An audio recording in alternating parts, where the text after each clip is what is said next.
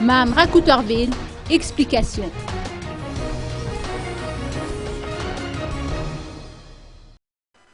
Mme Rakoutorville, chef de délégation de la mouvance Ravalomanen, a livré son avis sur la situation actuelle et particulièrement sur la décision de la CES et sur la candidature de la Laura Ravalomanen.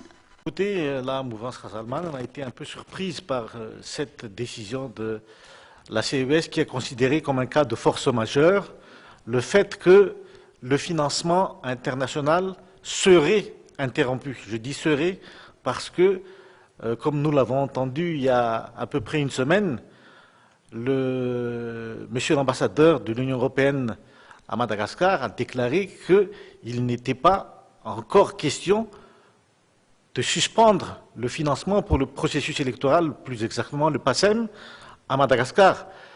L'ambassadeur de l'Union européenne a simplement soulevé le problème qui a déjà été évoqué par la SADC et l'Union africaine, le Conseil de paix et de sécurité de l'Union africaine, disant qu'il y avait un souci sur la candidature de M. Rajoelina, de Mme Laura Ravalomanen et de M. Didier Ratsir. Nous tenons à signaler ici que le FFM a été sans doute induit en erreur en disant qu'il y avait suspension du financement pouvant entraîner un décalage dans le cadre du processus électoral. Or, en l'occurrence, en l'état actuel de la situation, il n'y a pas du tout de cas de force majeure concernant le financement de ce processus électoral et des élections proprement dites à Madagascar. Nous tenons également à préciser ici que le cas de M. Rajoelina et le cas de Mme Laura Ravalomanen ne sont pas du tout les mêmes. On ne peut pas prendre en considération qu'on pourrait disqualifier Mme Laura Ravalomanen de la même manière que M. André Rajoelina.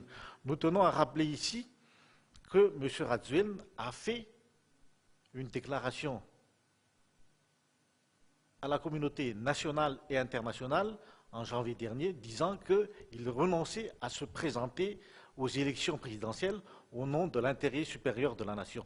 Actuellement, il renie ce qu'il a dit, alors que M. Ravalomanen a tenu marque, M. Ravalomanen a retenu sa parole, a tenu son engagement de ne pas se présenter et a présenté à sa place Mme Laura Ravalomanen.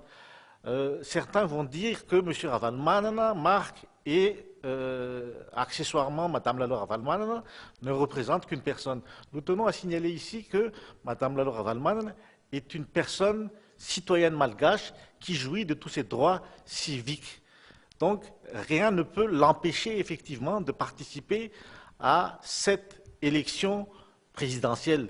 Et nous nous étonnons que le cas de M. Ravalomanen, de Mme Laura Ravalomanen, et de M. Rajoelina soit mis dans le même panier, mis dans le même sac et considéré un peu comme des candidatures identiques. Ce n'est pas du tout le cas, d'autant plus que M. Rajoelina, selon la déclaration du CPS de l'Union africaine, a fait l'objet d'une sanction de la part du CPS et en plus a participé au coup d'État de 2009, donc ne peut pas faire partie des personnes éligibles à une élection présidentielle ou à une autre élection au niveau national ou local à Madagascar. Donc nous disons encore une fois et nous reprécisons à la communauté internationale et aux Malgaches dans leur ensemble que la candidature de Mme Laura Ravalomanen nous semble tout à fait valable et elle a d'ailleurs été validée par la CES et nous maintenons cette candidature coûte que coûte pour les prochaines élections présidentielles.